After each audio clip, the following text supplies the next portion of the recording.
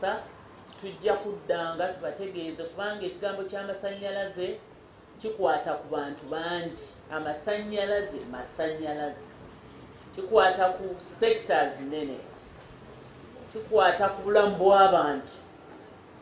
Bwe gatabaawo abatukolimira ne batwogerera ebigambo. So nzize wano okubategeeza nti ekisooka amasannyalaze muganywedde era abantu beeyongeddeko bangi. Amasannyalaze mangi kati ge tutunda, ebitundu 10 ku 100. Eyo growth terabikangako kubanga waliwo emirembe.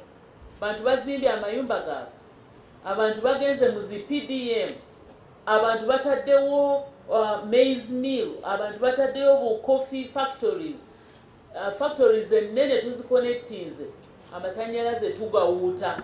Actually getusigazaawo gwoyinza okuyita nga excess, nago gakenderedde ddala kubanga tulina megawatts 2,248 nga buli muntu akozesa amasannyalaze ku ssaawa eyo gye tuyita eyakanayo kyani. Buli muntu ali bize tukozesa amasannyalaze megawatts 1,100. Kitegeeza tuba tusigazaawo matono, era tulina okukola kyamaanyi nnyo okulaba nti twongerako okukola amasannyalaze, obungi bw'amasannyalaze. So tukirabye UEDCL eyongedde okuconnectinga oba okuyingiza amasannyalaze mu mayumba g'abantu kubanga tulina program eya gavumenti gye yatandika ey'okubayingiriza amasannyalaze ku bwereere nga tubawa mita ku bwereere. Naddala abo abalina emiti mu luggya mu mpya zaabwe nga giri awo gyesumaalise nga babadde bakaaba tebalina mita tuzibawadde era tubatambuza. Wenjogerera wano abantu 14,000 n'omusobyo mu bbanga lino ettono abeeyongeddwako. Bukyanga UEDCL esikira Umeme ndowooza tugenda kati mu miliyoni 2.5 ez'abantu betuwadde amasannyalaze. Ba UEDCL bwe bayingira nga tuli miliyoni 1.7. N'olwekyo amasannyalaze mugawuuta era njagala kubeebaza.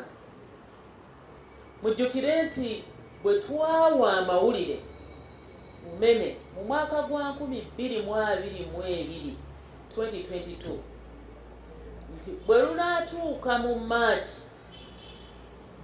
2025 tetujja kwongezaayo endagaano eno. Kaakati awo ne wabeerawo ekiseera ekyo Umeme esiibula, UEDCL yeeteekateeka tennakkirizibwa kusala battira mu matwale ga Umeme kubanga regulator tannabawa license. Nti ne wabeerawo nga balina akasente okubaako transformer gye baagala okutereeza tebasobola, eyo egenda kubeera trespass. So baalina okulinda, nga balinda ng'eno Umeme bwegaaniddwa mu bulungi okwongera okuteekamu ssente okutereeza, awo wabeerawo ebyonooneka kuba Umeme twali tulina ogikugira kubanga baali bajja tusaba ssente nnyingi nnyo oba oliawo ezantuleetedde okubalekawo, ate ng'ekigendererwa twagamba tetulina kwongerayo concession kubanga yali expensive. Amasannyalaze nga galina okukka naye bw'osigala n'eyo commercial return on investment eyawaggulu 20%, tegeeza amasannyalaze tegajja kukka. N'olwekyo awo ne wabeerawo ebiyiseewo ebyali badde bikoleddwa mu budde. Kaakati UEDCL yatandika n'omulimu ogw'okukola kye bayita assessment, okwekenneenya system efaanana etya. Ne bakizuula nga waliwo transformers ezeetaaga okugibwawo tuteekewo endala. Transformers 26 bamaze okuzireplacinga. Era ne kizuulibwa Tuwaliwo substations really ezateekebwawo myaka 3 emabega. Bwe guba muti guba gwewese ng'olina kuteekawo nkondo. Substation ey'ekikanga ekyo nga olaba eblinkinga eba yeetaaga okutereezebwa. Kitegeeza bwe muddayo akawungeezi nga buli muntu afumba, substation ng'etendewererwa. Kati abamu tuba tulina okubajjako, otherwise ejja kublowinga. Tulina okubajjako wano ne muwulira bubi ne mutuvuma, naye nga tulina okusevinga substation eyo paka ng'empya eteekeddwawo mu kifo ky'okugireka efe eblowinge. Wakiri tukukosa bw'oweerubya bw'obwamasanafu ne tugamba ku ssaawa bwe ziti masanafu temujja kuba na masannyalaze. Bwe tubaleka mubeere nago nga muli wansi wa transform oba substation ennafu bw'etyo, then ekizikiza kiba kijja kubuutikira buli muntu. Nababuulira ng'ennaku z'omwezi 3 omwezi ogwokusatu nga tulaba bumeme bwekwasa UDCL nti wajja kubeerawoko obulumi obuteebeereka nga bw'obeera n'ejjute awantu oba ekizimba. Okuwona balina okukisala bakinyige okaabe naye owone lumu. So substations zino ne transformers mikwano gyange tulina okuzitaasa nga bwe tulinda empya zijje. Otherwise mujja kuwulira Namugongo Kibululu, Mutundwe Kibululu. Lwaki? Twalese abantu buli muntu akozesa amasannyalaze at the same time ng'ate substation tesobola buzito obwo. Ensonga lwaki power amasannyalaze gabeera wano gavuddeko. Then ne transformers embagambye ezo ze bazizzaawo okuzzaawo transformer era baba balina okuswitchinga off, baba balina okujjako. Nabagamba ffe tetulinga bakola nguudo nti oteekawo akapande men at work road diverted. Mu masannyalaze tetundaba kutuuka ku eyo nti tulina lines waliwo eri redundant twataddemu ssente, waliwo eri redundant singa tunaaba repairing eno bano tubayunge ku eno. Abantu abalala bakyali mu nzikiza ng'obeera eryawo eri redundant, naye ekiseera kijja kutuuka tubeere ne lines ezo. Era waliwo ebitundu ebimu ebiri critical mu Uganda nga State House nga Mulago Hospital. Ekyo you can't afford Mulago okubeera mu Kibululu.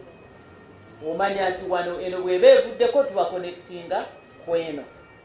N'olwekyo waliwo obulumi obwo abantu abamu bwe basaagiddemu. Bambi temusaagira mu kintu kino. UEDCL is very serious. Kampani yaffe twasalawo nga cabinet kampani eyo y'Abannayuganda, baana bammwe be balimu eyo kampani. Mubawe omukisa bwe baba batandise okutambula muyimbe ettengerere, so si kubavuma kinaaba kitya ye kino n'okutambula kiyinza obutatambula. Omwana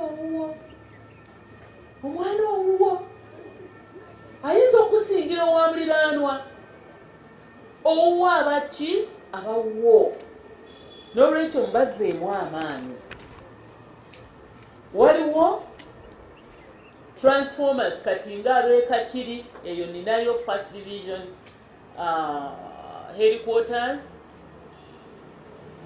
Waliwo n'ebitundu ebirala awo masomero, health centers. Eyo substation ey'Ekakiri twagiwadde amaanyi, twagidabulinze okuva ku megawatts 10 okutuuka ku megawatts 20. Then waliwo ne Kabale yabadde ku megawatts 2.5 ne tukola 5. Ogwo nno omulimu gwa UEDCL yekola. Masaka Central substation yali nayo tekyasobola obuzito, abantu bangi. Bannamasaka balina emmwanyi, obuuma obukuba emmwanyi buli kyalo, kumpi osangako akuuma baagala masannyalaze. Season bw'eba etuuse eyo substation yaliwo eya 5 megawatts yali esobola n'okublowinga bataddewo eya 7 megawatts naye era tujja kwongerako kubanga ze mwanya abantu bazirimye ate tuli ku value addition ate ne PDM encouraging abantu okulima bye balimye naye nga bagattako omutindo. So awalala UEDC eregezezzaako okugula ettaka tuzimbewo obuzimbi transformers empya and substations empya. Nayogedde ku substation y'enda mu Ngona gye baateekawo 1994 ba 93 substation zino nkadde zirina ate zaafectinga abantu bangi kati ng'eyo ey'enda mu Ngona mumanyi area gyesavinga Lubya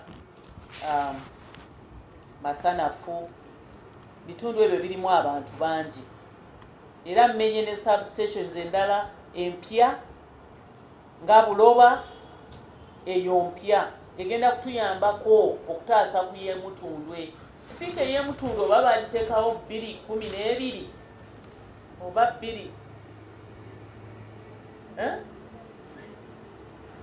1994 Mutundwe nkadde 1994 twali mu CA nga tutandikiriza kukola ssemateeka naye teebereza laba Mutundwe area population eriwo n'amayumba agaliwo kasozi awo bonna bawuuta masannyalaze naye kati awo eya Buloba mpya ezimbibwa egenda kutaasa eya Mutundwe era tusuubira nga mu Gwokubiri omwaka ogujja 2026 eno ey'e Buloba ejja kubanga ewedde.